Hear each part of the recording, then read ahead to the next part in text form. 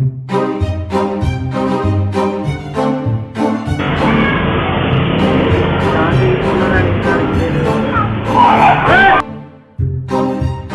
क्यों रेबीज को एक घातकी रोग कहा जाता है? क्या वजह है इसकी? हाल ही में भारत में हुई एक ऐसी घटना जिसने सबको चौंका दिया। हुआ यूं कि ब्रिजेश सोलंकी नाम के नेशनल कबड्डी प्लेयर जब रास्ते से गुजर रहे थे तब वह नाले में एक कुत्ते को पड़ा हुआ देखते हैं।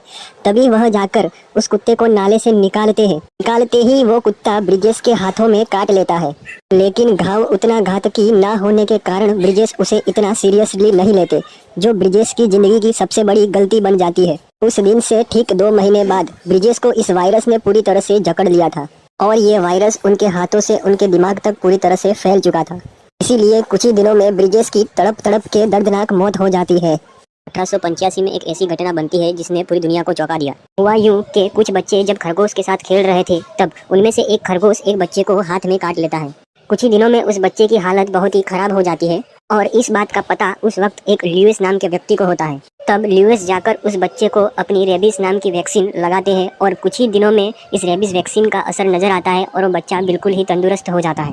के साथ विश्व में इस खोज को सबसे बड़ी खोजों में से एक माना जाता है। रेबीज वैक्सीन माना जाता है कि इस वायरस की उत्पत्ति चमगादड़ से अन्य प्राणियों में और अन्य प्राणियों से इंसानों में हुई। जब भी कोई प्राणी इंसान को काटता है तब यह वायरस उस काटी हुई जगह से स्पाइनल कॉर्ड तक पहुंचती है और स्पाइनल कॉर्ड के थ्रू वह इंसान के दिमाग पर डायरेक्ट असर करती है। एक बार यह वायरस अगर किसी भी इंसान के दिमाग तक पहुंच जाती है तो उस दिमाग को यह पूरी तरह से काबू कर लेगा और उस इंसान को हवा, अंधेरा और पानी जैसा डर लगने लगेगा और कुछ ही दिनों में उस इंसान की तड़प तड़प के दर्दनाक मौत हो जाएगी। अगर कहीं जाते वक्त आपको अगर कोई कुत्ता काट लेता है तो सबसे पहले उस काटी हुई जगह को 10 से 15 मिनट साबुन से रगड़ रगड़ कर धोना चाहिए और जल्द से जल्द पास के हॉस्पिटल में जाना चाहिए और इसकी वैक्सीन लगवानी चाहिए। अगर इसमें आप देरी करते हो तो ना तो कोई आपको दवा बचा पाएगी और ना ही कोई दुआ। यही इंटरेस्टिंग वीडियोस देखने के लिए हमारी चैनल को सब्सक्राइब करिए, लाइक करिए और कमेंट करिए।